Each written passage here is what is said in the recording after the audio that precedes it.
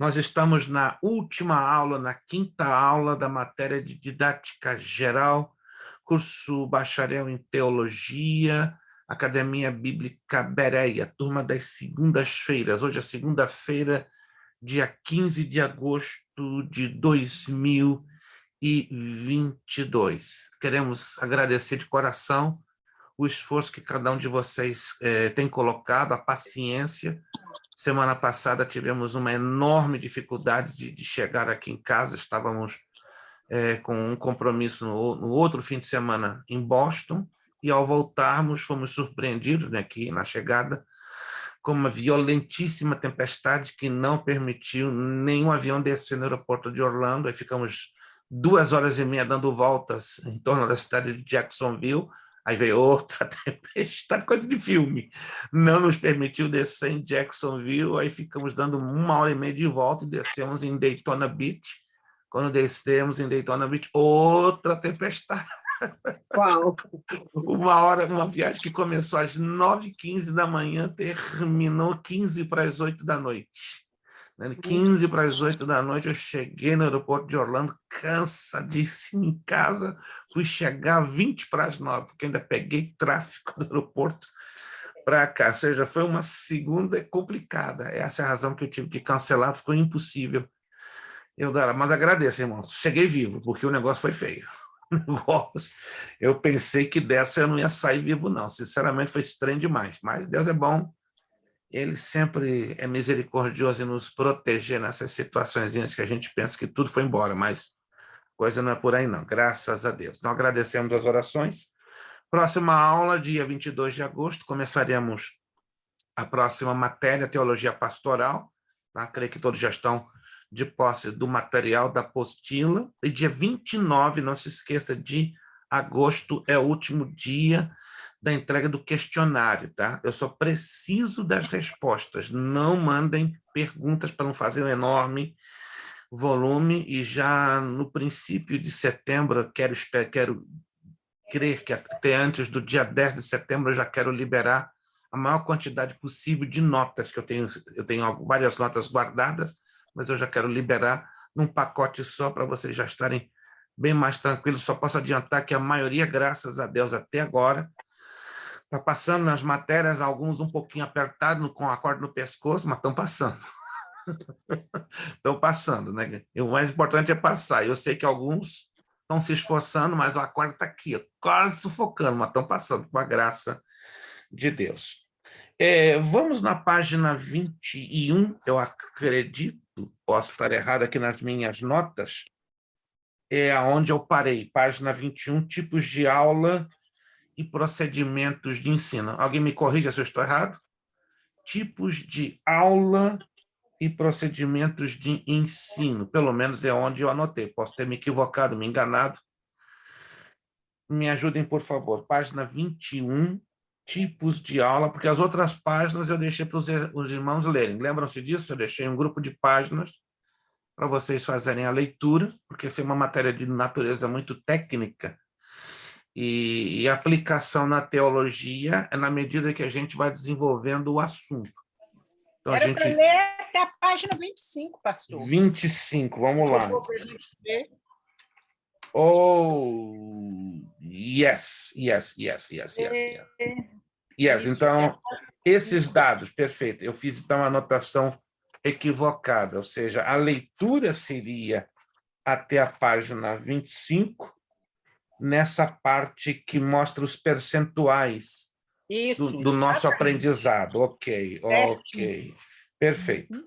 Vamos pegar, então, a página 23. Eu vou fazer, então, uma recapitulação. Fica melhor, né? Sobre os recursos didáticos.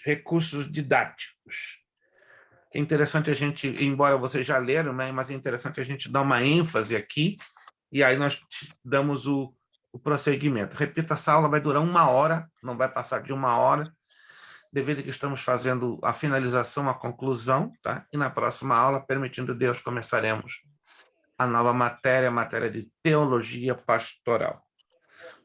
Ok, vamos lá. Recursos didáticos, página 23. Recursos didáticos, como aqui mesmo na apostila falamos, são os recursos de ensino. São componentes do ambiente da aprendizagem que dão origem à estimulação para o aluno. Eu creio que já falamos sobre essa temática várias e várias e várias vezes. Nós, em nosso meio evangélico, nós conhecemos, eu tenho certeza que você conhece, excelentes professores de escola bíblica dominical, né, ou de matérias bíblicas não propriamente teológicas. Alguém me perguntou qual é a diferença em ser professor de matérias bíblicas e de matérias teológicas. Haja visto que a teologia está ligada com a Bíblia. Uma coisa é você fazer um curso teológico e outra coisa é você fazer um curso bíblico. Mas não é a mesma coisa, não. Nenhum carro cheio de chineses, japoneses e coreanos é a mesma coisa. Só porque tem o olhinho puxado não quer dizer a mesma coisa. Só para você entender, tá? Um curso bíblico é um curso de um assunto bíblico. Exemplo, tem igrejas nos seus cultos ou dentro vamos dizer assim, do currículo de atividades da igreja, que costumam fazer cultos com mensagens sequenciais na área do ensino, como, por exemplo, os passos da fé bíblica ou da fé que agrada a Deus. Então, fé seria um assunto para fazer um curso bíblico de 4, 5, 6, até 10 semanas, que não quer dizer um curso teológico. A diferença é que o curso bíblico trabalha com um tema, um assunto dentro das Escrituras Sagradas. Já um curso teológico, ele trabalha com uma sequência ordenada e sistemática, né? Como estudando o Antigo Testamento, o Novo Testamento, a teologia sistemática, ou seja, as doutrinas bíblicas. Se vocês têm observado, né, cada matéria do curso básico, como vocês já passaram pelo médio, do curso básico em teologia, como estamos agora no bacharel, ela trabalha com uma matéria que, na verdade, é uma parte da doutrina das Sagradas Escrituras. Essa é a diferença, tá? De um curso bíblico, de um curso teológico. Conseguiram entender a diferença? Tá? Que um curso bíblico eu posso pegar um assunto avulso, em separado, e trabalhar com ele 4, 5, 6, até em média 8 semanas, né? Depende da habilidade, da inspiração e da destreza daquele que ensina. Agora, há uma diferença entre professores e educadores. Nossas igrejas estão assim cheinhas de bons professores, mas muito pobres de educadores. Qual a diferença? Os professores têm uma enorme capacidade informativa, eles trabalham para reter a maior quantidade de informação na sua mente. São excelentes memoristas, bons para decorar, são fantásticos. Mas a maioria dos professores tem uma debilidade, que não vou dizer que é uma coisa consciente da parte deles, não é consciente. Eu deixo bem claro a vocês, isso não é consciente. E qual é a debilidade da grande maioria deles? Eles não são educadores. Existe o professor que é educador, mas não existe o educador que não deixa de ser um professor. Então, o educador, ele é obrigado a ser um professor, mas um professor não é necessariamente um educador. Mas, uai, e a diferença de um educador? O educador vai trabalhar exatamente com o que estamos falando agora, recursos didáticos. Mas, vem cá, e um professor também não trabalha? Sim, só que ele trabalha só com a superfície, com pontos bem básicos. Não é como educador que ele trabalha na profundidade, no sentido de estimular o aluno ao ensino. Então, são poucos os professores que têm a veia de educadores, porque educador cristão é um chamado, tá? É um dom ministerial. E a Bíblia, lá em Efésios 4:11, chama de mestres ou doutores. Quando você descobre essa palavra no grego, didáskalos, quer dizer educador, entende? Se traduz no português como mestre ou doutor, mas a palavra grega que aparece em Efésios 4:11 para mestre ou doutor é exatamente educador. E educador é um chamado, é um dom ministerial que Deus tem decidido colocar sobre alguns. Por isso que muitas das vezes, quando você está acostumado, exemplo, com alguém que ministra no estilo de educador cristão e depois cai com uma pessoa que é um professor, cria um choque, um conflito. Não que seja a culpa daquele, que não tem o chamado, mas tem a dedicação, compreendem? Tem o esforço, estuda, mas não tem o dom, propriamente falando, de mestre ou doutor. Estão entendendo, irmãos? Ou sim ou não? Estão entendendo? Eu estou batendo bem essa tecla para a gente entender essa questão do uso dos recursos didáticos.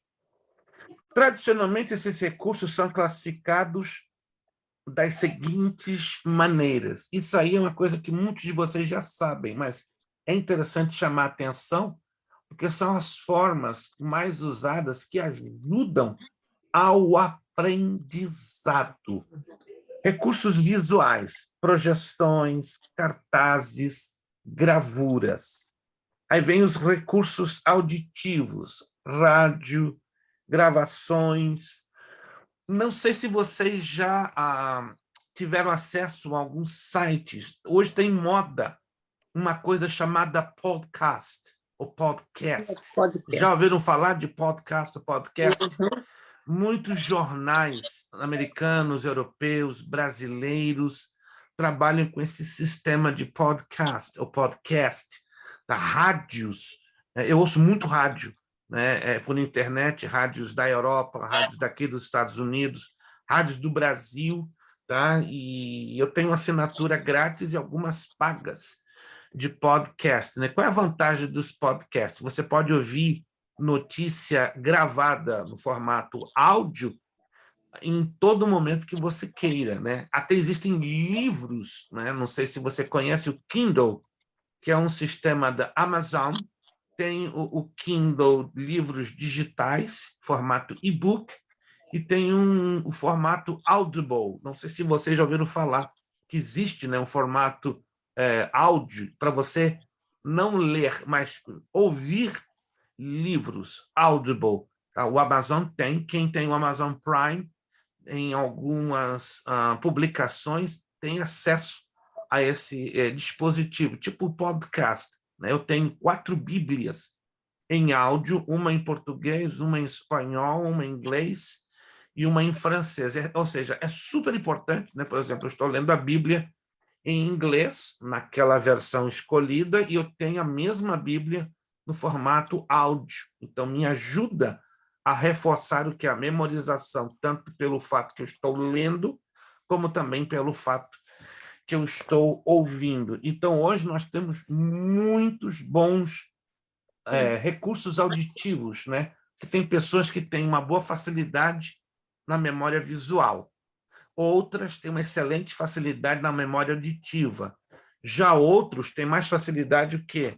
Na memória motriz, ou seja, tem pessoas que memorizam muito bem ao escreverem. Não sei se é o seu caso, tá? O meu caso é bem engraçado. A minha memória auditiva é péssima. Não é que eu seja surdo, estou deixando isso bem claro.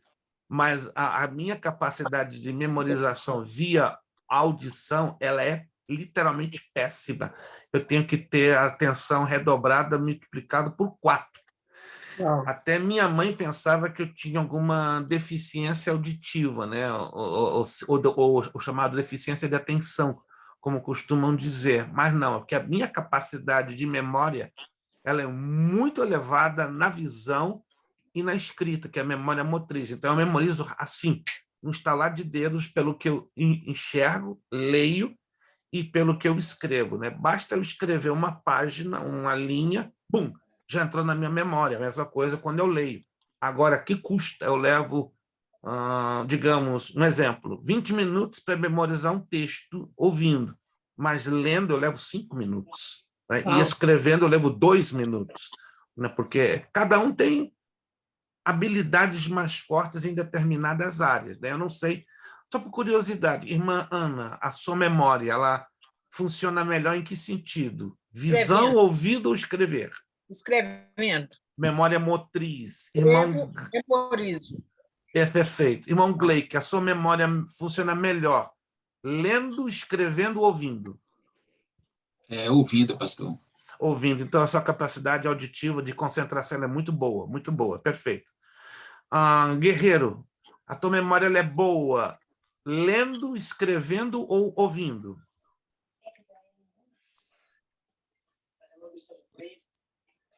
Não ouvi, Guerreiro. O seu olho está fechado ainda. Lendo. Lendo, perfeito. Guerreiro, então, é mais de visão. Excelente. E, Manicinha, a sua capacidade de memória, ela é boa em que sentido? Audição, visão ou escrevendo? Ouvindo. Ouvindo. Pastora Cristiane.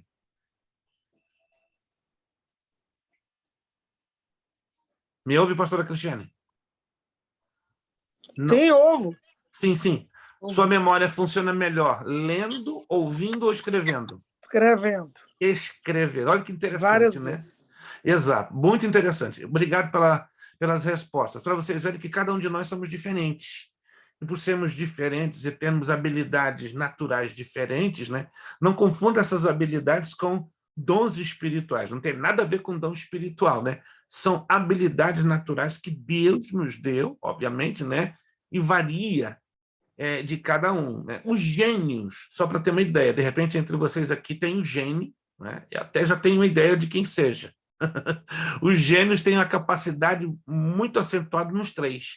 Excelentes na audição, excelentes na escrita, excelentes na visão. Geralmente, quem tem essas 3 ao mesmo tempo funcionando a todo vapor, o seu coeficiente de memória está acima de 150, né? Que eu quero acreditar que algum de vocês aí está com 105, acima de 150. Não vou aqui fazer especulações, não, mas vamos lá. Vem os recursos audiovisuais, que é a combinação, né, do que se ouve e do que se vê. Seria o cinema, televisão e tantos outros, né? Um recurso que nós estamos aqui, né, toda semana usando são as aulas online, né? Creio que vocês já devem ter tido acesso, né, aos vídeos das nossas aulas gravadas. Quantos já tiveram acesso aos vídeos das nossas aulas? Alguém já assistiu? Já pôde perceber que é interessante, ou seja, se você perdeu o fio da meada no meio do caminho ou deseja reforçar o entendimento daquele ponto da matéria que ainda ficou uma certa dúvida, você já percebeu que a aula gravada ela é uma ferramenta de grande ajuda? Quem já percebeu isso? Quem já se beneficiou de ter acesso às aulas gravadas para reforçar aquilo que aprendeu? E isso, para vocês verem que é um recurso, parece ou não, um aluno me disse que é bobagem termos aulas gravadas. Não. Eu assisti hoje a nossa última aula, e eu assisto algumas, não todas, né? Mas tem muita coisa que eu escuto lá na aula que eu fico pensando em que momento que isso foi falado lá na classe, porque eu não me acordo que aquilo foi falado na classe. Uau! E eu estou inteira aqui. E aí, hoje mesmo eu assisti a outra aula, e aí tem alguns espaços lá que eu fico tentando lembrar que momento que foi falado que eu não peguei na classe. Uau! Para a senhora ver como é importante. Eu entendo que nem todos têm o tempo, né, para assistirem às aulas gravadas, mas entenda isso que eu vou dizer como recomendação.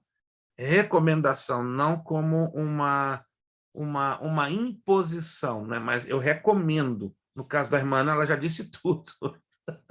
Ela participou da aula, assistiu a aula gravada e ela não consegue se lembrar as partes, algumas pelo menos partes que não vem à memória dela. Isso é um pouco natural de algumas pessoas. Daí, se você chega a essa conclusão que tem essa dificuldade, eu não vou dizer nem que é uma deficiência, é uma dificuldade, porque todos nós temos dificuldades, né?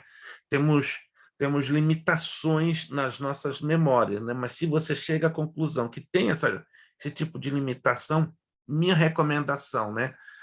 De hoje à próxima aula, temos 7 dias de distância. Então, separe um dia e um horário na semana que você possa assistir toda a aula. E aí, de repente, como a irmã Ana acabou de dizer, você pode ter uma surpresa.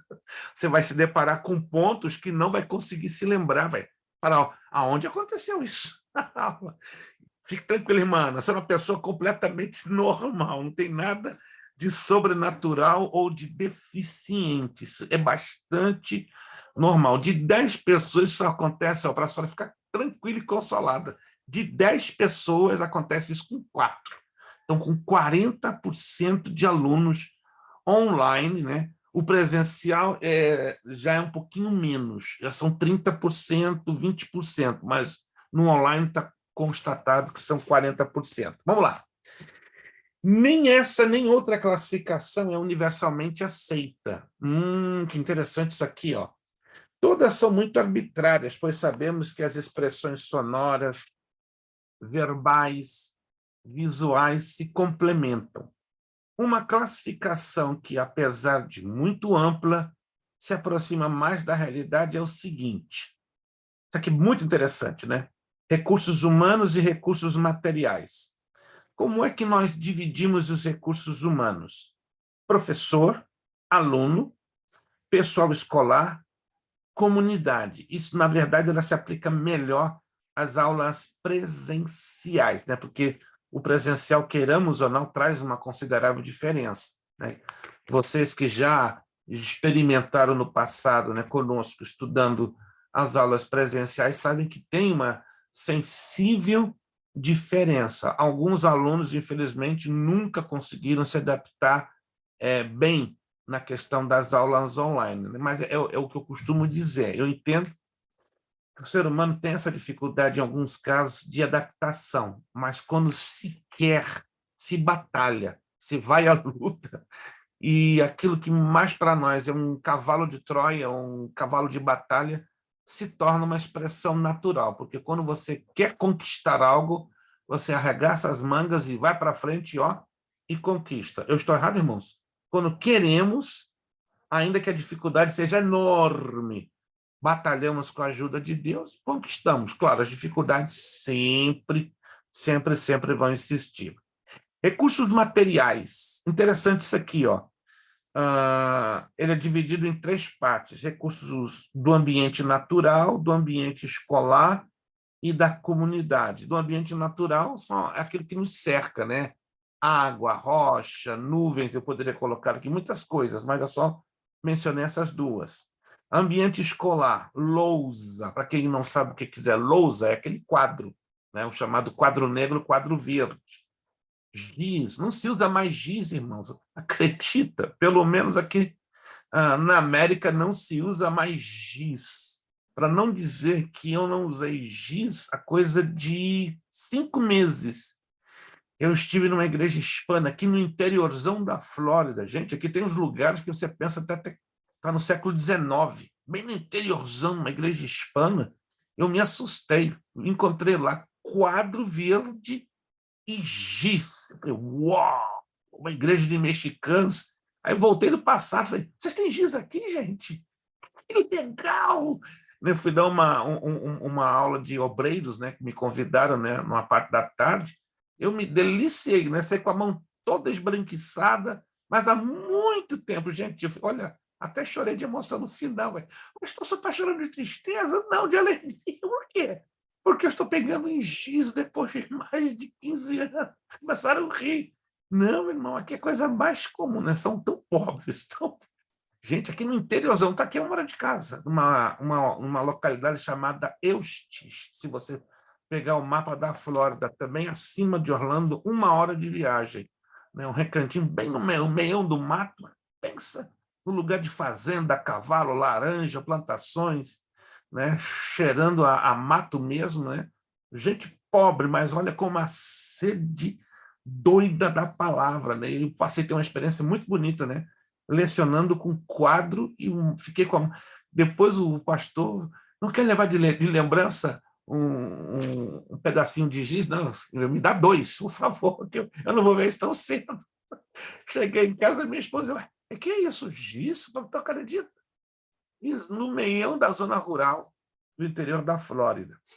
Mas hoje em dia nós temos recursos, claro, um pouco melhores, né, que ajudam, não menosprezando, claro, a nenhum desses irmãos que ainda, por incrível que pareça, não dispõem desses recursos, que é o que eles têm hoje, entende? Quando eu falei de pincel atômico, de quadro que se escreve com caneta, eles ficaram me olhando assim, mas, ué, por que esse povo está de olho arregalado? Porque esse povo aqui não conhece isso. Eu falei, meu Deus, em pleno interior da Flórida. Estou até orando a Deus para Deus me dar condições de um dia dar um presente para esse povo, né? Levar um quadro. Que não seja, mas esse é o problema, é manter, né? Porque o negócio está bem isoladinho, né? Mas, ué, o que eu posso fazer, né? Mas eu amei, assim, a sede desse povo. Temos os recursos da comunidade, né?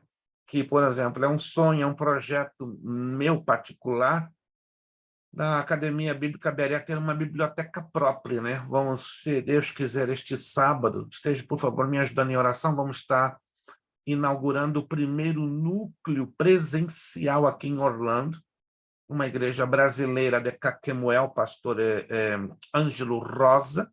Estamos começando com 20 alunos, o curso básico em teologia, e o meu projeto, uma vez que nós vamos ter um local físico, onde vamos funcionar, né? É uma parceria entre a Berea e essa igreja, né? O meu projeto é termos uma biblioteca, e conversei bastante com esse pastor, ele também tem a mesma visão. Então, quem sabe, né, a Berea vai ter também uma biblioteca fixa, né, na cidade de Orlando.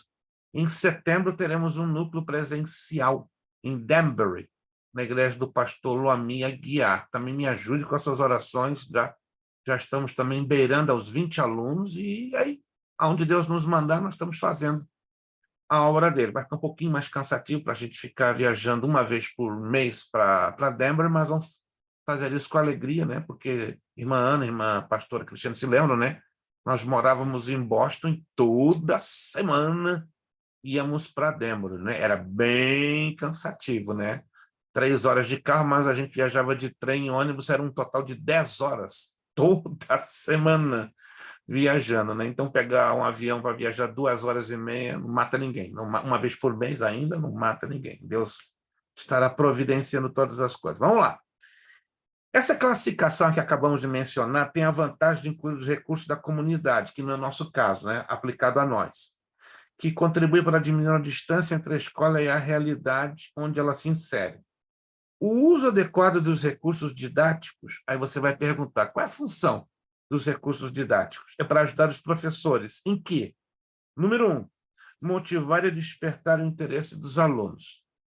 Quando um professor não usa recurso didático, você já passou uma aula cansadíssima, enfadonha, vou usar com muito respeito a palavra, chata no mundo, e você abre a boca toda hora, não consegue se concentrar, por quê? A falta de motivação, a falta de despertamento ao interesse do aluno. Ou vocês pensam que estudar é fácil? Não, estudar não é fácil. Online é um desafio dobrado, e estudar a Bíblia é um desafio triplicado. Então, eu costumo dizer, quem está estudando online e a palavra de Deus tem que ser um herói da fé, porque hoje a quantidade de pessoas e obreiros que não querem saber de assumir esse compromisso, ela é enorme.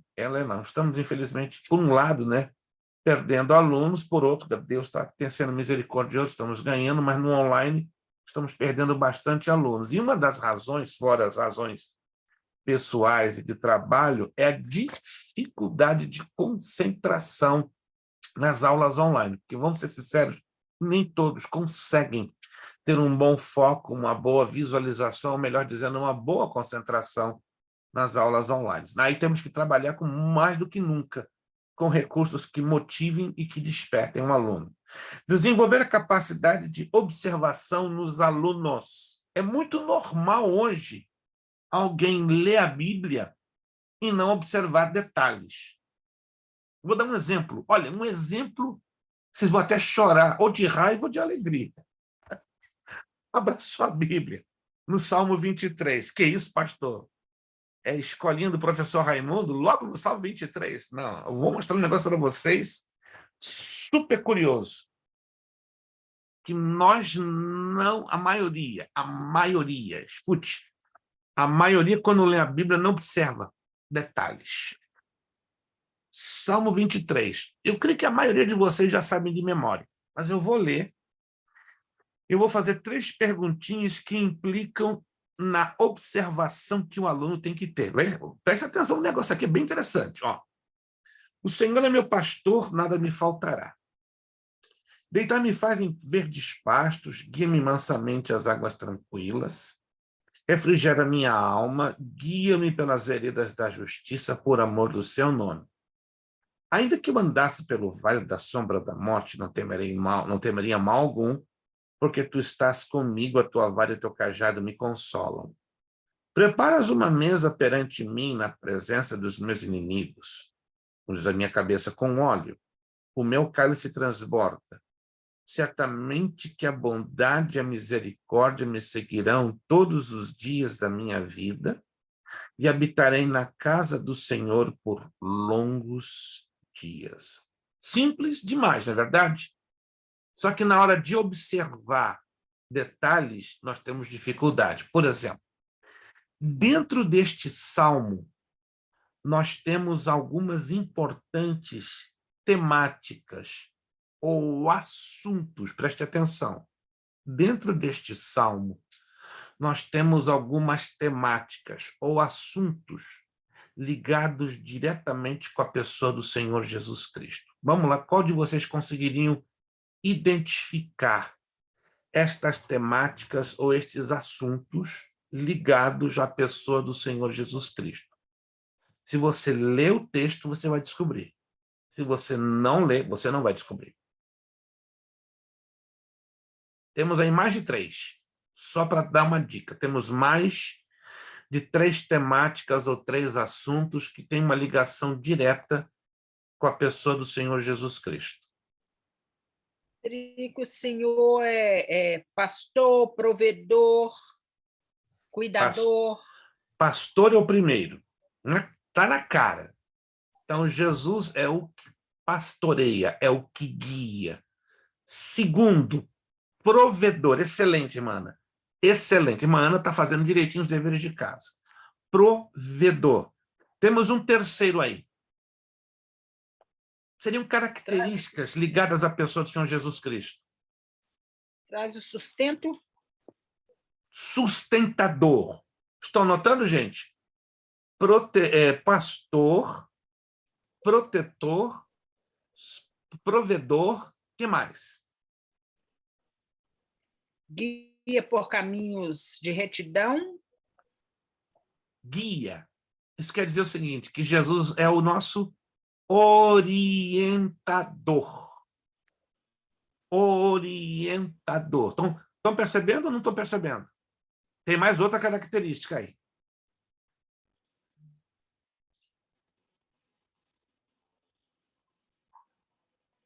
Recompensador ou galardoador. Já ouviram falar dessa palavra? Galardoador, aquele que recompensa, aquele que reconhece e nos dá a recompensa. É o que diz aqui, ó, versículo 5. Preparas uma mesa perante mim na presença dos meus inimigos. Unges a minha cabeça com óleo, o meu cálice transborda. Mas tem mais uma. Tem mais uma. Está bem na cara, só você ler o texto. Que ele é misericordioso, bondoso. Misericordioso e perdoador. Porque o versículo 6 envolve a misericórdia e o perdão. O texto é simples? Muito simples. O problema é que temos dificuldade de extrair a essência de alguns textos, certo? E esse é um dos mais simples. Se eu for dar um outro de um pouquinho mais de complexidade, é claro, é natural que vocês vão se esbarrar em alguns pontos, em alguns obstáculos, e aí vem a necessidade de você fazer uma investigação mais a fundo do texto. Então, aonde eu quero chegar? Um grande problema que hoje vemos em dia é a falta de desenvolver a capacidade de observação dos alunos. É muito fácil eu dizer aqui para a irmã Nicinha, pega o tal texto e leia. Mas e se eu não der certas orientações ou pistas, tentando despertar nela o quê? O desenvolvimento da observação, né? Geralmente nós lemos textos na Bíblia que não observamos detalhes.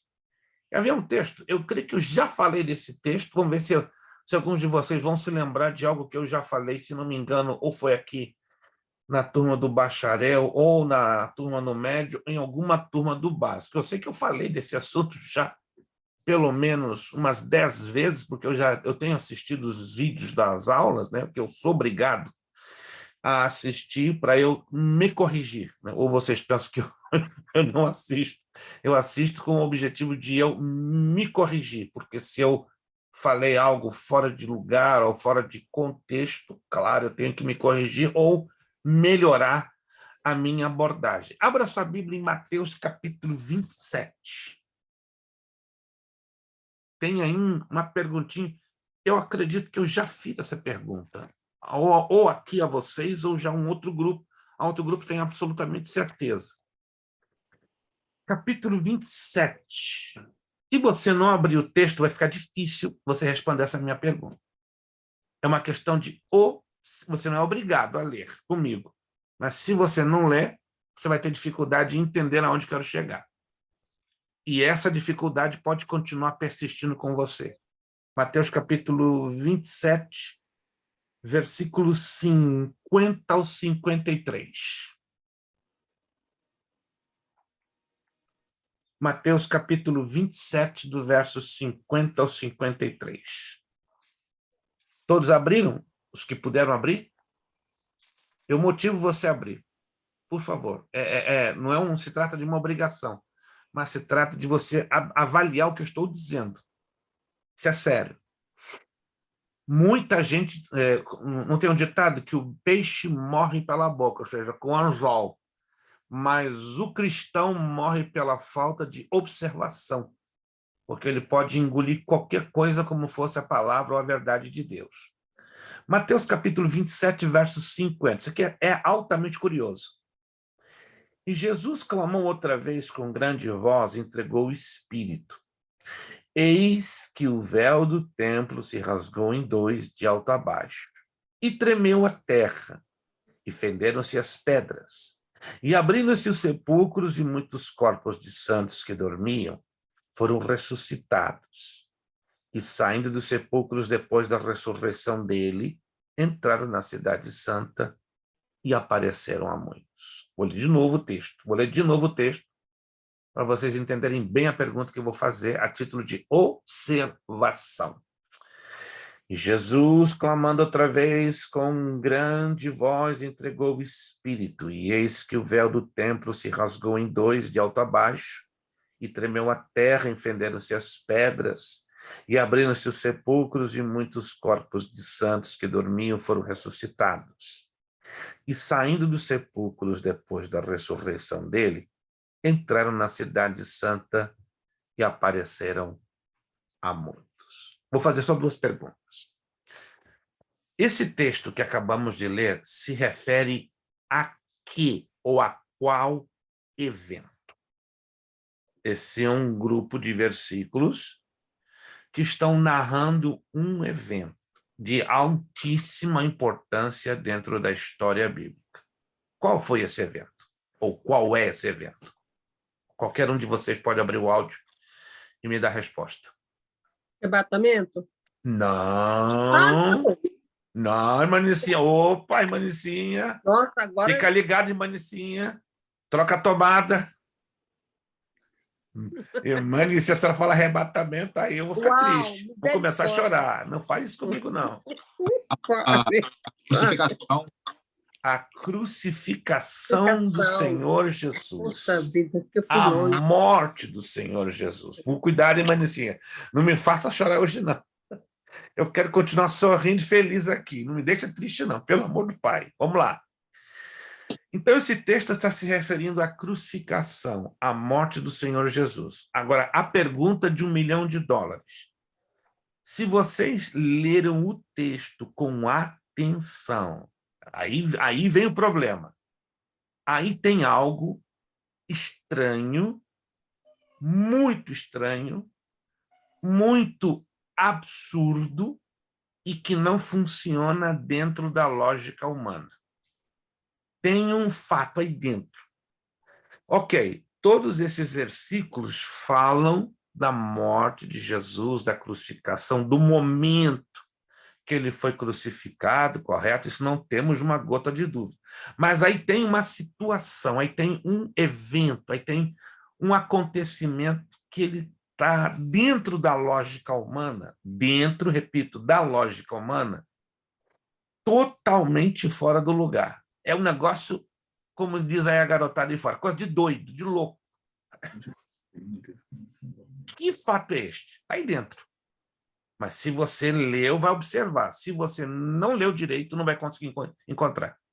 Pastor, que eles saíram do sepulcro só após a ressurreição de Cristo? Olha a observação do irmão Gleick. Que aquele grupo de ressuscitados só saíram dos sepulcros só depois da ressurreição de Cristo. Mas o que é mais doido em tudo isso? O irmão Gleick está no caminho certo, mas tem algo mais louco ainda. Vamos lá? Vamos então agora começar a galgar os passos desta observação. Quando exatamente... Isso aqui é importante, isso aqui faz parte de didática, gente, faz parte. Quando exatamente no calendário, em que horário morreu Jesus? Jesus morreu na segunda, na terça, na quarta, na quinta, na sexta, no sábado, no domingo? E em que horário morreu Jesus? 9 da manhã? 3 da tarde. 3 da tarde. De que dia da semana? Segunda, terça, quarta, quinta, sexta, sábado, domingo. Qual dia da semana que Jesus Ele morreu? ressuscitou domingo, então ele morreu sexta. Sexta-feira. Sexta-feira da Paixão, o católico E faz. O católico faz. agora a pastora Cristiane foi quando ela não foi intenção dela, agora ela foi bem engraçada, com todo respeito. Ela já foi católica, gente.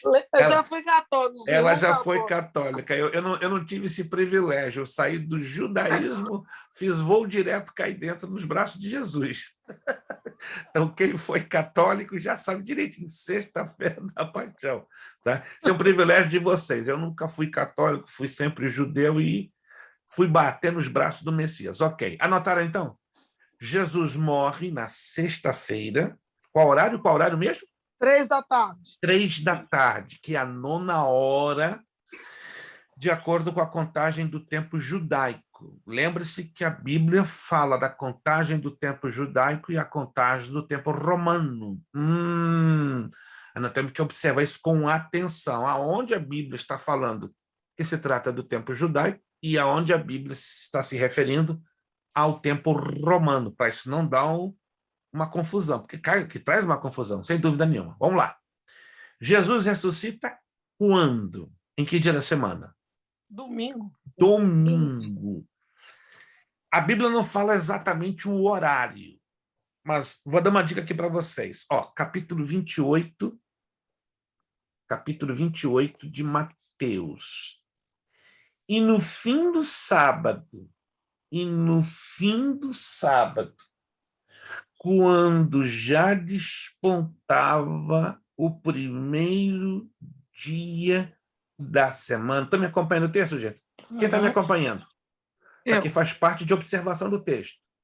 E no fim do sábado, quando já despontava o primeiro dia da semana, Maria Madalena e a outra Maria foram ver o sepulcro.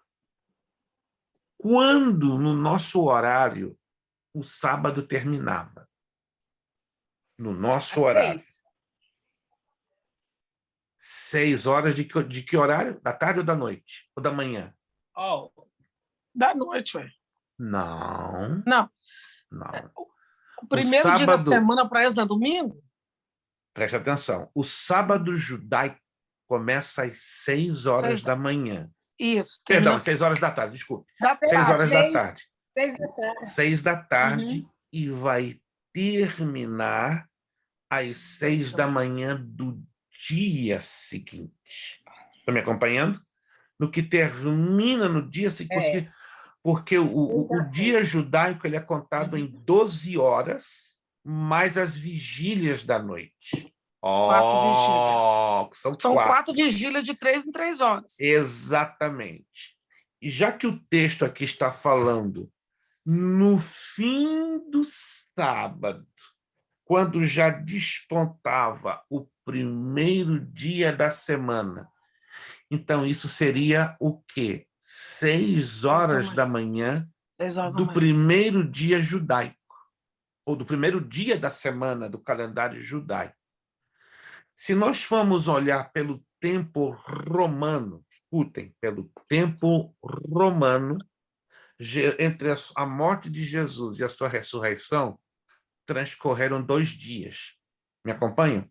Porque ele morreu na sexta, 3 da tarde, e ressuscitou, isso na nossa contagem romana, no domingo, 6 horas da manhã.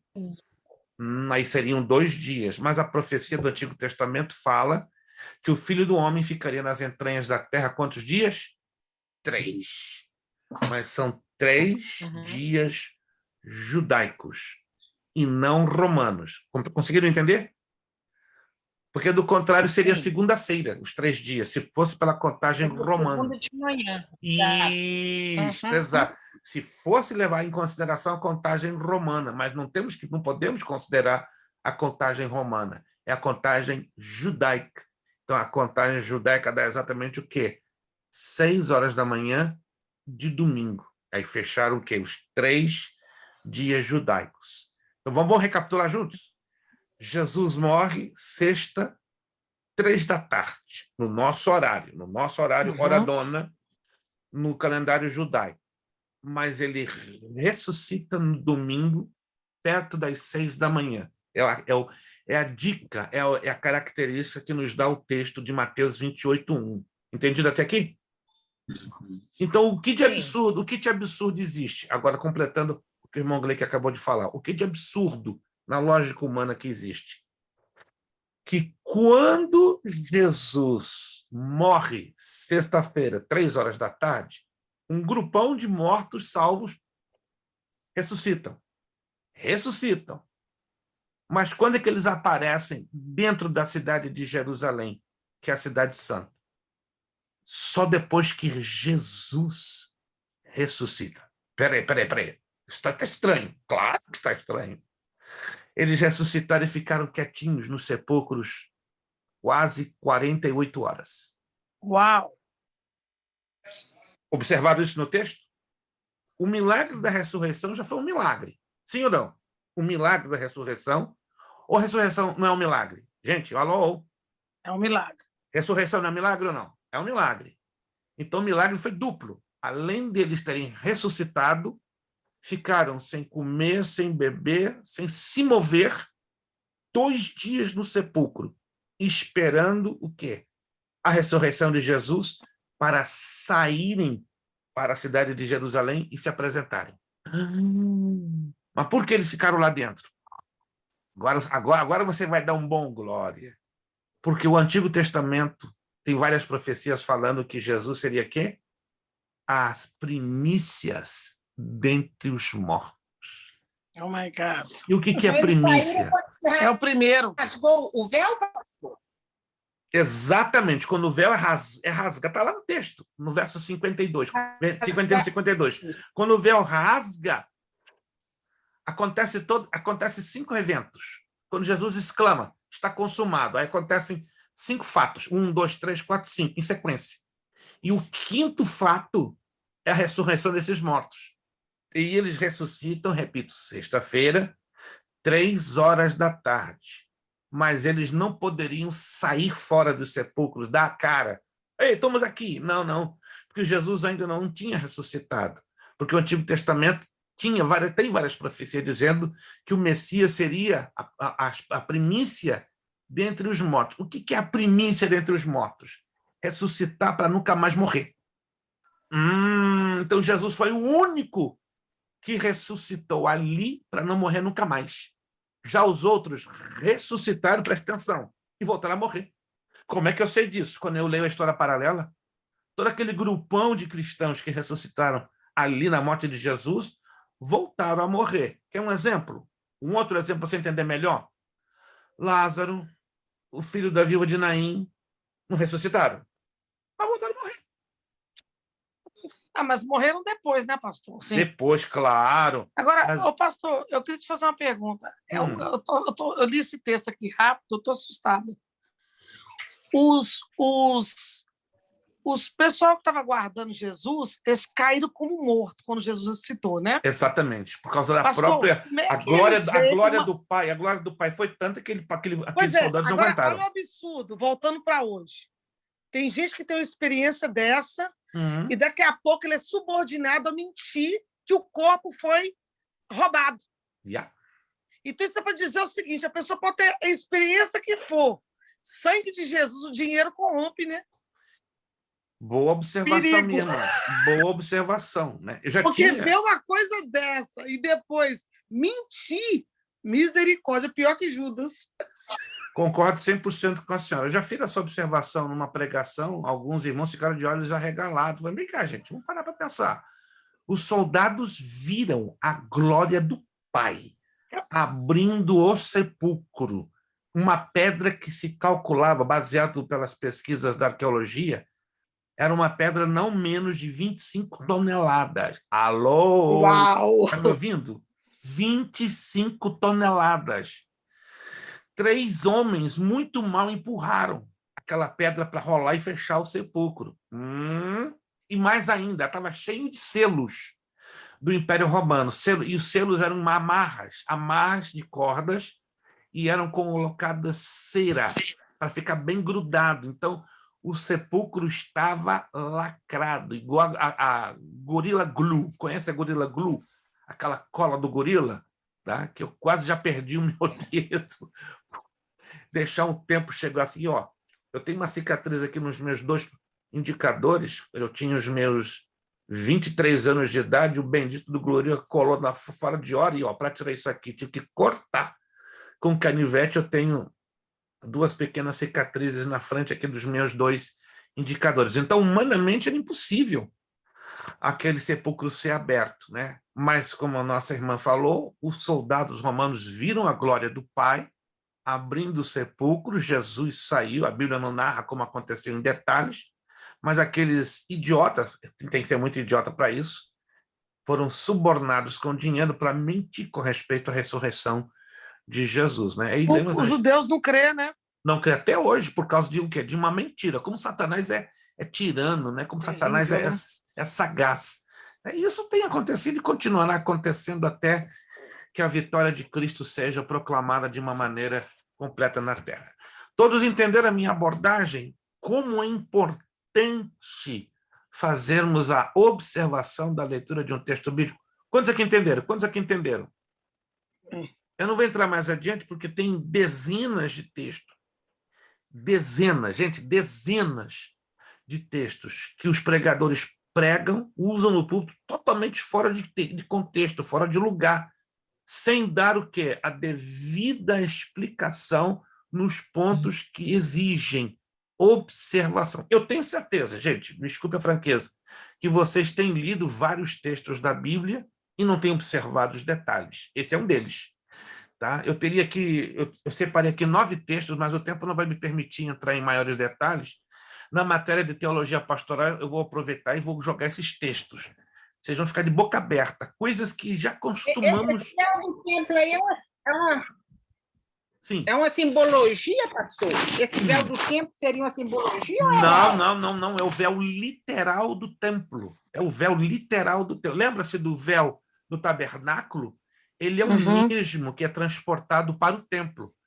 o templo ele é a reprodução do tabernáculo em uma proporção agigantada. Se a senhora se lembra de como era constituído o tabernáculo, lá em Êxodo, capítulo 25. Se a senhora não se lembra, sugiro que a senhora vá lá, Êxodo, capítulo 25, 26, 27 e 28. Lê com atenção. Êxodo, capítulo 25, 26, 27 e 28. Ali está toda a estrutura do tabernáculo. A senhora vai ver o véu. E o mesmo véu, como o candelabro de 7 braços, como o altar do incenso, a mesa dos pães da proposição, todas as 6 peças que estavam dentro do lugar santo foram transportadas para o templo, só que numa proporção agigantada. E esse véu que a Bíblia fala é exatamente o mesmo véu que tinha no tabernáculo, só que no templo ele era enorme. Tinha em torno de 18 a 20 metros de altura por 14 de largura. Era uma coisa gigantesca, nada comparado ao do tabernáculo, que eram proporções menores. Era em torno de 2,35 metros de altura por 1,50 metros de largura. Mas no templo era uma coisa gigantesca, né? A descrição do templo de Jerusalém, lá em 2 de Crônicas, nos mostra isso, né? Tá a medida em côvados, mas em metros era quase 10 vezes maior em relação ao tabernáculo. Ok. Isso aqui foi muito... Sim. Inclusive, parece que tem, em relação a isso, que a confecção desse véu, na realidade, era justamente para não rasgar de alto a baixo, né? Para ele ter essa dificuldade de ser rasgado. Exatamente. Ele era trançado de baixo para cima, assim, trançado. Então, era humanamente impossível o véu ser rasgado, nem de baixo para cima, e pior, de cima para baixo era humanamente impossível. De baixo para cima, com uma espada bem afiada, com muito esforço se podia cortar, mas de cima para baixo era humanamente possível. Aí vemos outro milagre. Como é que o véu se rasgou? De cima para baixo. Tinha que ser uma ação sobrenatural, né? Uma ação de Deus. Agora, tipologicamente falando, né? Na área da tipologia ou da comparação espiritual, o tecido rasgado de cima para baixo indica o quê? A abertura da comunicação do Pai, de cima para baixo, para com o homem. É que interessante, né? A Bíblia, tanto ela traz eventos de aplicação literal... Abriu um caminho, né, da separação entre Deus e o homem. Isto. Então, esse evento do rasgar do véu, ele tem 2 sentidos, né? Ou dois ensinos para nós, né? A aproximação do Pai para com o homem, né? E o milagre ter sido rasgado de cima para baixo. Todos entenderam a questão da observação do texto? Como é importante. E por isso, hoje, nós lamentamos, né, que quando ouvimos certas mensagens, não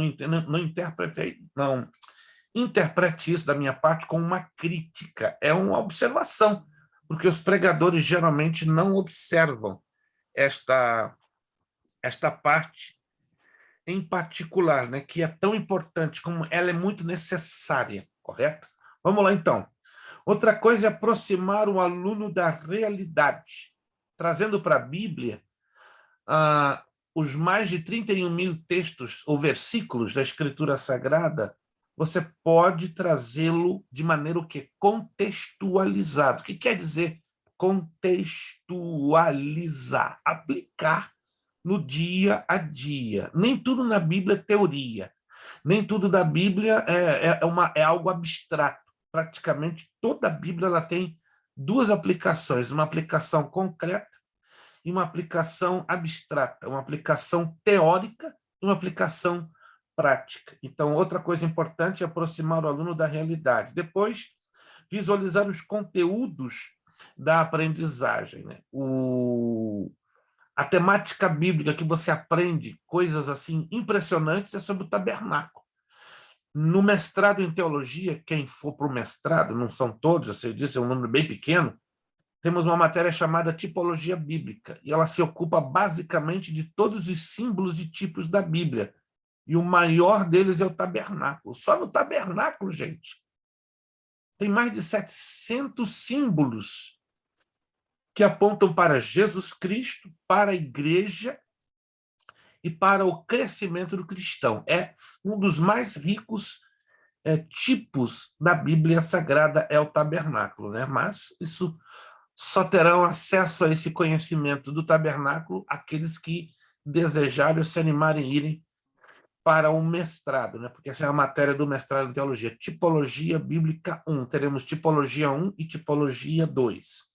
E essa visualização dos conteúdos da aprendizagem, eles são muito usados dentro do ensino do tabernáculo. Facilitar a fixação da aprendizagem, né? Usar linguagens que facilitam a memorização, tanto de forma visual, auditiva, ou mesmo motriz. Ilustrar noções abstratas, né? O mundo espiritual ele é muito abstrato, porque a gente não teve acesso a ele. Por isso que Jesus usava muito as parábolas, né? Trazendo histórias do cotidiano, da cultura judaica, para que as pessoas pudessem entender as verdades do mundo espiritual. E desenvolver a experimentação correta. O que é desenvolver a experimentação correta? Trazer a palavra de Deus a ser praticada. Com base no uso adequado de recursos e em reflexões sobre a forma de ensinar, o professor tem condições de aplicar uma avaliação mais justa a seus alunos. Um dos instrumentos mais didáticos de que os professores dispõem para essa finalidade é a chamada escada de Bloom. O que é a escada de Bloom? É uma técnica que é usada na pedagogia secular e já está sendo usada há 25 anos na pedagogia cristã. Eu comecei a usar essa técnica depois de 1997, né, porque ela foi desenvolvida por dois pedagogos ingleses e italianos. Ele é bastante interessante. Obrigado, pastora. A pastora ela postou ali no grupo, né, os símbolos do tabernáculo. Muito bom, excelente, pastora. A pastora está querendo ponto. Não estou entendendo o mistério dela. Fica tranquila que a senhora vai ganhar o seu pontinho, né? Se você for olhar lá no grupo, você vai ver, né, a indumentária, os móveis, tudo que era usado no tabernáculo, né? Veja só, na primeira foto, a roupa do sumo sacerdote, depois o candelabro de 7 braços, a mesa dos pães da proposição, tá? O altar do incenso, a entrada. A pastora Cristiane viajou na máquina do tempo. Veja só, ela está na entrada do tabernáculo. Jesus da glória! Fala sério. E lá as 5 colunas, se você ler na descrição do Êxodo, né, fala das 5 colunas, e essas 5 colunas elas apontam, né, para os supostos 5 ministérios de Efésios 4:11, né, apóstolos, profetas, evangelistas, pastores e mestres. Muitíssimo interessante. Mas parabéns, pastor, você teve o privilégio de entrar numa maquete, né, vamos dizer assim, né, em tamanho real, do tabernáculo. Isso foi em Israel? Acredito que sim, né? Uhum. Em Israel, né? Eu tenho visto vários documentários no canal Smithsonian e já mostrou, eu acredito que é o mesmo templo que tem, a mesma recópia, no caso, do tabernáculo, está nos arredores de Jerusalém, tem se não me engano. tudo. Fala sério. É lindo, pastor, é lindo. Ai, ai, ai, ai. Gente, orem pelo meu papel. Recebi essa semana passada, né, uma carta de imigração falando sobre eu como candidato ao perdão migratório. Ficamos de boca aberta. Glória, vai sair. De boca aberta. 22 anos. De que nós somos candidatos, né? Eu e minha família somos candidatos ao perdão migratório. Se você receber essa carta, irmão Gleick, não se assusta não, tá, irmão Gleick? Já tem muita gente recebendo. É um tipo de elemento surpresa. Eu recebi na quinta passada. Eu falei, que é isso? Quando eu vi aquela carta com o meu nome da imigração, eu falei, Jesus, estou no sal. Você pensa a pior coisa possível, né? Estou no sal. Depois esse é o banquete no deserto. Depois de 22 anos, você é deportado. O que é isso, né? Gente, eu custei abrir aquela carta. Desculpa estar compartilhando isso com você. Eu tremi na base. E minha esposa deu um gritão. Abre essa carta logo. Se é para estourar tudo, que estoure tudo agora. Gente, eu abri a carta e comecei a chorar. Falei, ei, papai do céu, né? You have been elected to a forgiveness from immigration. Uau! Falei, que é isso? Glória a Deus. Aí pastor. pediu que eu esperasse uma nova carta para os próximos 6 meses. Gente, me ajuda em oração. Se meu papel sair, Deus sabe, eu quero ir para Israel e quero levar um grupão aí de 50 pessoas comigo. Quero levar não só Israel, Grécia, Egito, Turquia. Eu não vou ganhar um centavo com isso. Eu não quero ganhar um centavo com isso. Quero, muito pelo contrário, facilitar a vida de tantos que podem hoje, né, com seu documento, poderem conhecer a Terra Prometida ou a Terra Santa, né? E essa foto aqui, acho que a pastora Cristiana está sendo usada por Deus, né? Porque essa semana todinha, desde a quinta, está na minha cabeça. Senhor, meu papel vai sair em 2023, eu vou para Israel, vou levar alguns... Mas o senhor já sonhou, pastor, vai cumprir o sonho é de Deus. Já sonhei, e olha, esse lugar que vocês estão vendo ainda nas fotos vai ser um dos primeiros que eu quero chegar, se Deus quiser, porque eu quero com alegria apresentar a vocês os detalhes, né? Eu tenho uma maquete, tenho uma miniatura de 15 metros de comprimento por 8 de largura, né? Toda desmontadinha aqui na minha garagem do tabernáculo, mas eu quero ter a alegria de estar nesse modelo original, né? Entre aspas, para vocês, né? Pessoa, irmã Ana, irmão Gleick, guerreiro lá em Israel, rapaz, guerreiro, não vai conseguir nem dormir direito. E não dorme mesmo, não. Irmã Nicinha, pessoa irmã Nicinha, de fuso horário. Jesus da glória, eu quero nem saber o fuso horário. Eu fico acordando até 4 dias, gente. Já fiquei 8 dias acordado, me preparando para 2 vestibulares ao mesmo tempo. Esse aí vai valer a pena. Gente, vamos avançar, porque eu disse que a aula... Gente, eu sei um pouquinho dos trilhos, né? Porque a pastora, é culpa da pastora Cristiane, né? Ela colocou fogo no arraial aqui e alegrou meu coração, né? É um negócio que eu estou esperando já há muito tempo, mas Deus vai dar. Para a glória do nome dele. E a nossa escola Berea vai fazer uma viagem, não digo com todos os alunos, que eu sei que é impossível, mas eu quero acreditar com 25% dos alunos, se Deus quiser, em 2023. Olha, vocês vão ser os primeiros, quando souberem do nosso papel saindo, eu vou fazer questão de gritar com toda a força. E aí já vamos começar a planejar uma viagem de 2 a 3 semanas. Né? Vou ter que dar férias forçadas de 2 a 3 semanas para a gente fazer essa viagem. Né? Não sei se a irmã Ana e o irmão Robson vão para nessa, né? Mas a gente vai trabalhar com isso. Que as coisas sejam facilitadas. O meu nome já começa com A, é a primeira da lista, né? Primeira da lista, tá certo. Vamos lá, gente, para a gente concluir aqui. A escada de Bloom. Avaliação. Avaliação é saber as capacidades e as deficiências que qualquer aluno tenha no aprendizado. Síntese, procurar trazer de forma resumida qualquer forma que se tenha para ensinar algo. Análise, verificar os prós e os contras. Aplicação, o método que eu posso usar, digamos, para o irmão Gleick, pode não funcionar, com a irmã Nicinha, então tem que trabalhar com o método que alcance a todos por igual. Compreensão, muitos de nós temos compreensões diferenciadas. Uns têm uma compreensão rápida e ampla, outros diminuída, restringida, não que um seja pior do que o outro. É uma questão de característica que cada ser humano tem. Conhecimento, nem todos nós somos detentores de um grande conhecimento. Aliás, não existe nenhum ser humano que saiba ou conheça tudo. Uns sabem um pouquinho mais, outros um pouquinho menos, mas no que se trata do ensino, na didática, o conhecimento ele tem que ser distribuído em proporções iguais para que todos estejam no mesmo nível de aprendizado. Essa é a chamada escada de Bloom, que trata-se de degraus a serem alcançados de acordo com a aprendizagem. Cada degrau apresenta as seguintes características fundamentais, que acabamos de falar, né? Conhecimento, compreensão, aplicação, análise, síntese, avaliação. Eu vou fechar aqui com essas 2 observações, né? Que a matéria de didática ela é muito linda, então eu pediria que vocês pudessem ler o restante da apostila, claro que vai ajudar vocês têm que lerem para fazer os exercícios, se não lerem vocês não vão conseguir fazer os exercícios, que é o provão. Atualmente, os recursos audiovisuais têm sido mais utilizados do que nunca, graças aos avanços tecnológicos recentes da comunicação. É o que eu falava no princípio da aula, né?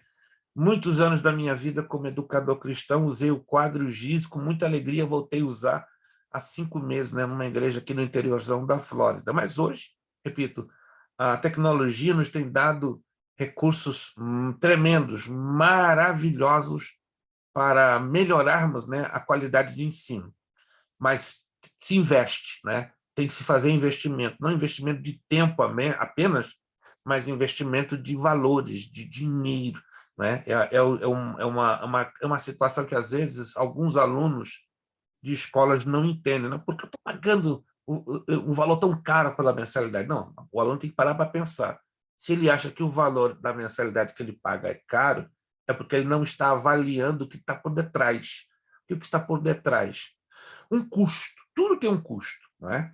Para transmitir essa aula para vocês, a nossa escola está pagando um custo. Embora o Zoom para vocês é grátis, mas para nós que usamos mais de 45 minutos por transmissão, ele tem um custo X. Fora esse custo, temos o custo da energia elétrica. Fora o custo da energia elétrica, temos o custo da confecção das apostilas. Não somente das apostilas, nós temos aqui 3 computadores, 4 impressoras para a coisa funcionar direitinho, né? Semana passada, nós nos apertamos um pouquinho, graças a Deus, conseguimos uma 5ª impressora para dar o quê? Melhor qualidade à velocidade dos nossos serviços. Então, se Deus continuar nos abençoando, pode ser que de hoje a um ano eu vou precisar de um escritório que é o dobro desse aqui. Esse aqui, onde eu vou mostrar para vocês que ele está um pouquinho...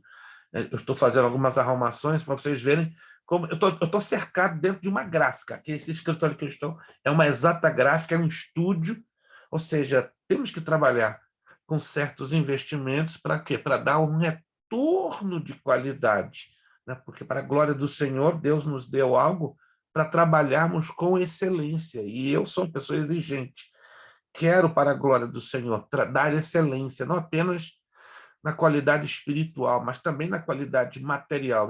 Não quero ser uma escola de luxo, mas quero ser uma escola que tenha uma decência a ponto de glorificar o nome do Senhor nosso Deus. Eu estou dizendo isso, né, não no sentido de justificar nada, mas para deixar claro que tem alunos que têm dificuldade de entenderem em como nós usamos o valor da mensalidade, né? Para você entender que tudo tem um preço e um investimento. E, para a glória do Senhor, eu digo, tudo tem valido e continuará valendo a pena, porque para o reino a gente tem que fazer dentro do que é o melhor.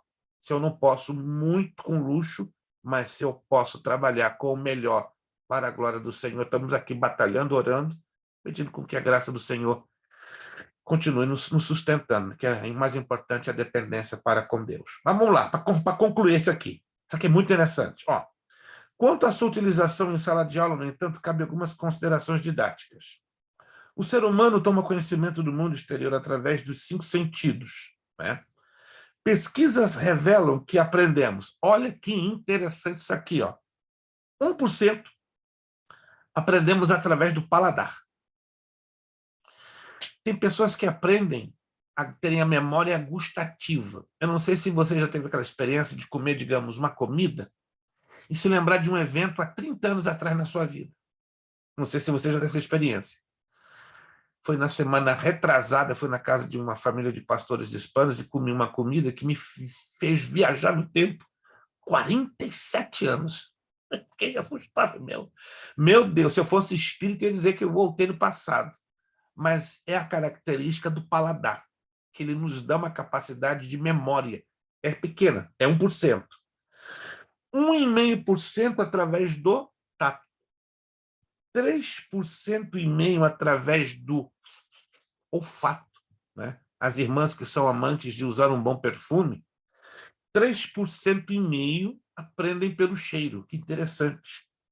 11% através da audição, mais 83% através da visão. Então, está provado que a visualização ainda ganha, ainda bate de todas as possibilidades na questão do aprendizado. Agora, escute essa. Daquilo que aprendemos, em média, uma coisa é aprender, preste atenção. Uma coisa é aprender, é o receber, é o que vocês estão aqui, ó, recebendo. Então, de uma forma ou de outra, está sendo um tipo de aprendizado que eu estou me esforçando para passar para vocês. Então, o aprender parece ser algo fácil, mas não é. Para o aprendizado ser completo, tem que ter o último ciclo, chamado retenção. Essa é a parte mais difícil. Então, daquilo que aprendemos, em média, conseguimos reter. Isso aqui é um fato, você não pode negar esse fato. 10% do que você lê. 20% do que ouvimos. Olha só. 30% do que vemos. 50% do que vemos e ouvimos. 70% do que ouvimos e logo discutimos. O que é discutir? Desenvolver aquilo que eu ouvi. Irmão Gleico, um exemplo, pode ouvir algo, mas até que ponto ele vai saber desenvolver aquilo que ele ouviu? Você já teve a experiência de ouvir algo e teve uma certa dificuldade de desenvolver o que você ouviu? Quem já teve essa experiência? Quem já teve essa experiência? É super normal. Ouvimos certas coisas que vamos ter dificuldade em desenvolver. Mas a retenção, nesse aspecto, é muito maior. 70% do que ouvimos e logo discutimos. 90% do que ouvimos e logo que realizamos. O que é se realizar? Colocar em prática, agir, trabalhar, lançar mão de uma tarefa prática. Então, irmãos, trazendo para a palavra de Deus, por que hoje muitos cristãos têm uma enorme dificuldade de ler e de ler a Bíblia? Eu concluo dizendo, quando nós não somos motivados, é muito difícil sermos amantes da leitura. E pior, muito difíceis, muitas dificuldades teremos em ler a palavra de Deus. Não querendo ser crítico, longe disso, e muito menos discriminativo ou indelicado. Mas vamos ser sinceros.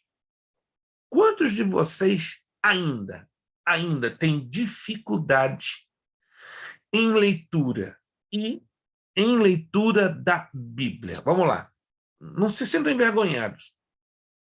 Dezenas de pessoas, centenas de pastores são sinceros em dizer, pastor, ainda tenho dificuldade com a minha vida de leitura, e pior, até mesmo com a Bíblia. Alguém tem essa dificuldade ainda?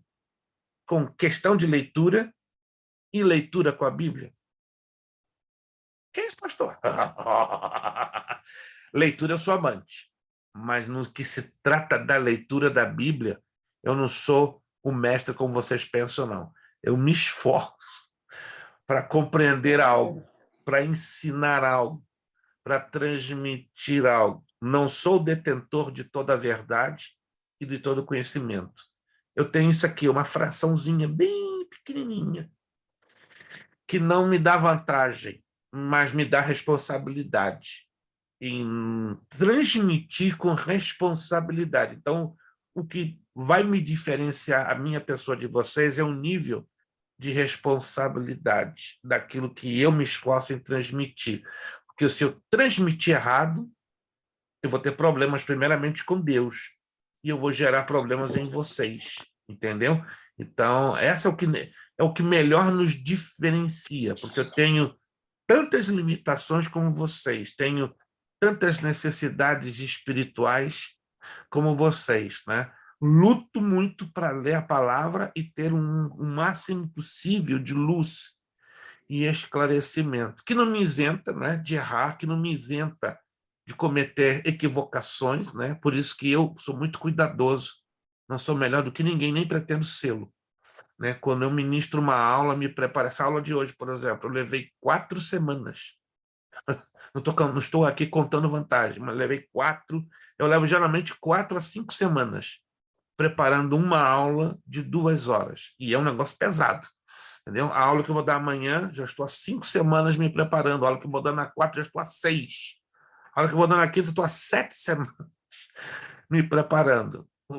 Não é uma tarefa nada fácil, porque eu tenho que ler, reler, observar as minhas deficiências de comunicação, de compreensão, para que eu possa transmitir da melhor maneira possível e o mais próximo da verdade e trabalhar, né, com excelência, que é o mais importante para a glória do Senhor nosso Deus.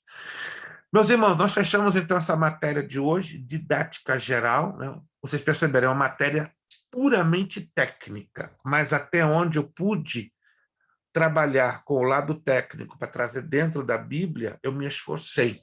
Se eu deixei algo a desejar, compreendo, e eu não estou aqui me justificando. Toda a matéria técnica, ela oferece esse tipo, né, de dificuldade para você trazê-la para dentro da Escritura Sagrada. Mas precisamos ter essa visão de didática geral, né? Sobretudo nós que ministramos, né, a palavra de Deus, né, como o irmão Glei que ministra, a pastora Cristiane ministra, a irmã Ana Bernardino. Eu creio que todos vocês aí têm oportunidade, né, se não toda semana, a cada 15 dias ou 2 ou 3 vezes por mês, para tomar o púlpito e falar da palavra. E a minha oração é que vocês, quando tomem o púlpito, ou em qualquer situação, seja um culto doméstico, Deus possa usar vocês o que é com propriedade, com graça, com segurança daquilo que estão falando, né? Eu confesso, eu me envergonho, eu não falo isso por crítica, mas me envergonho ouvir certos pastores que não têm, você vai dizer, não é questão de não ter estudo. Eu conheço muitos pastores que só têm o 1º grau completo, mas gente, quando abre a boca, parece um doutor em teologia. É assustador. De onde vem isso? Dedicação em ler. O camarada pode ter nem o 1º grau completo, mas quando ele se dedica a ler e a orar e a separar a vida da parte de Deus, gente, Deus faz cada coisa assustadora. E a minha oração é que Deus use você dessa maneira também. Tá? Pastor, Sim. Só uma observação, não é só o seu estudo. Uma vez eu preguei algo que foi experiência sua, e todo mundo gostou, sobre a lagartixa. Eu preguei isso, falei que foi o senhor, né? E levei para o lado espiritual como o crente esfria. Yeah. Tem a lição da lagartixa, a lição da rã e assim por diante, né? São coisas do trivial da vida, como Jesus costumava fazer com as parábolas, né? Traz da nossa vida e coloca dentro da prática espiritual. São coisinhas. Por isso que o ensino de Jesus foi o mais bem aceito por todos, porque Jesus trabalhava, né, ao mesmo tempo com profundidade, porém com prática de vida. E hoje a gente está ouvindo muito blá, blá, blá, blá, blá, blá, blá, blá. E também tem crianças no culto, adolescentes, né? Exato. Depois do culto, o Pé falou para mim que gostou. Ou seja, Jesus, quando pregava e ensinava, vocês se lembram?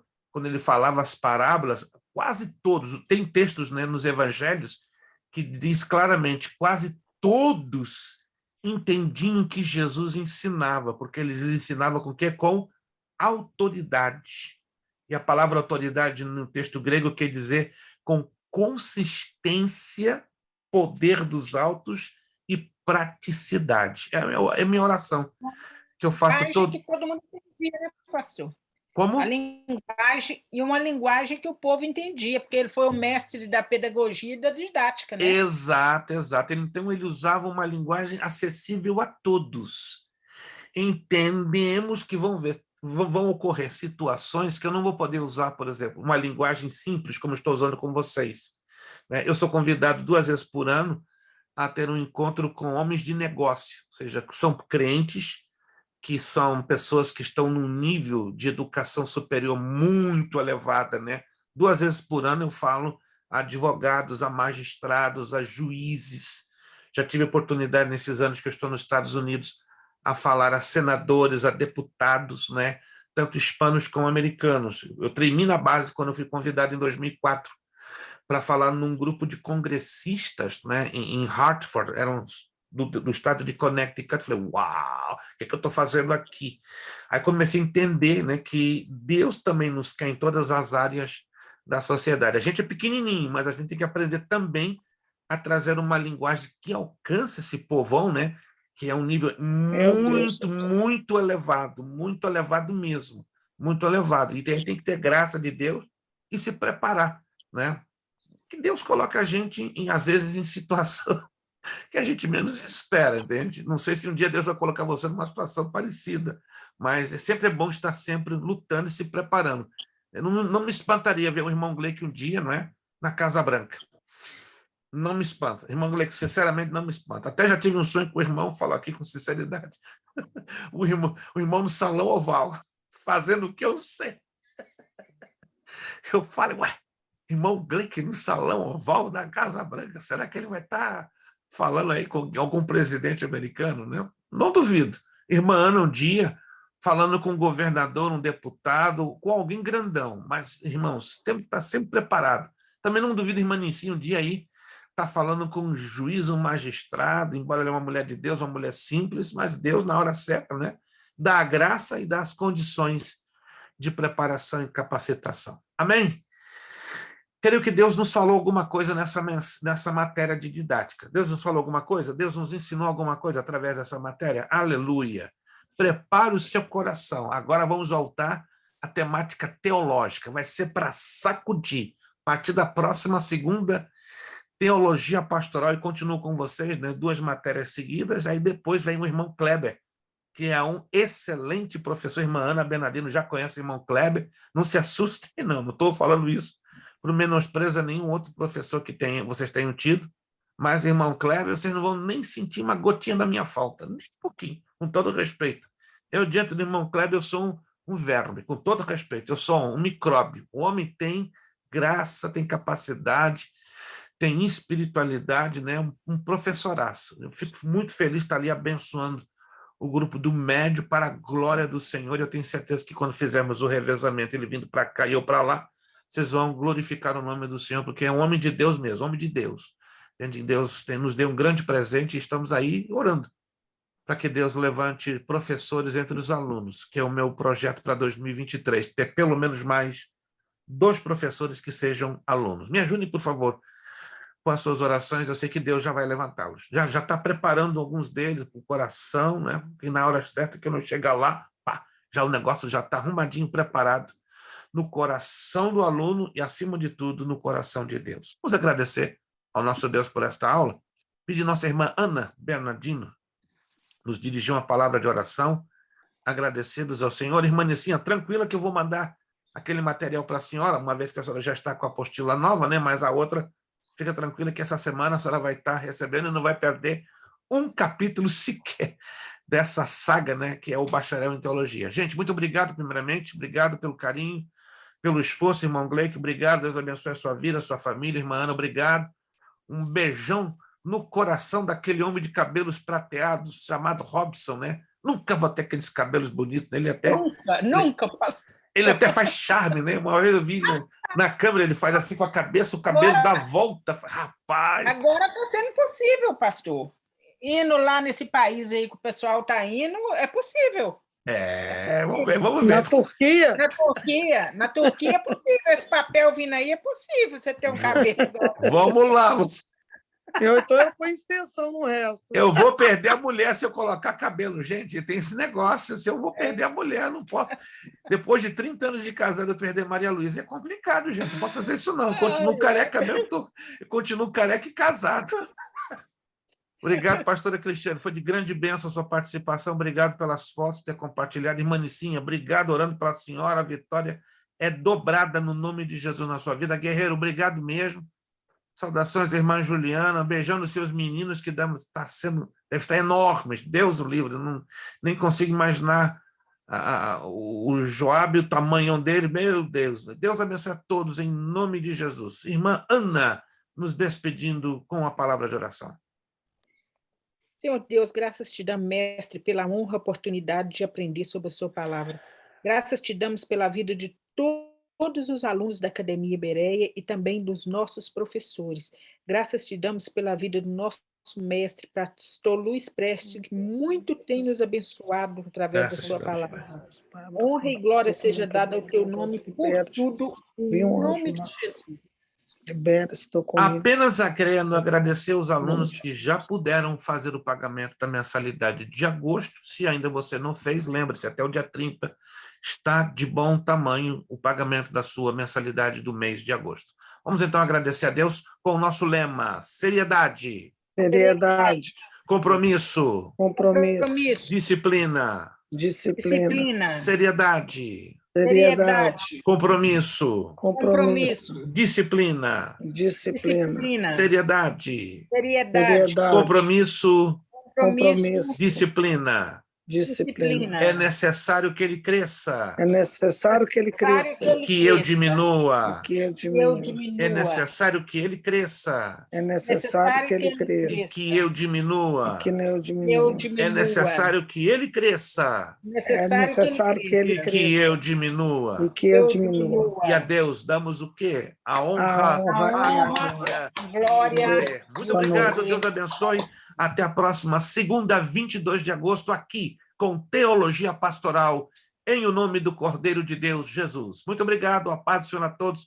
Boa segunda, boa semana e até a próxima segunda, Amém. se Deus quiser. Obrigado.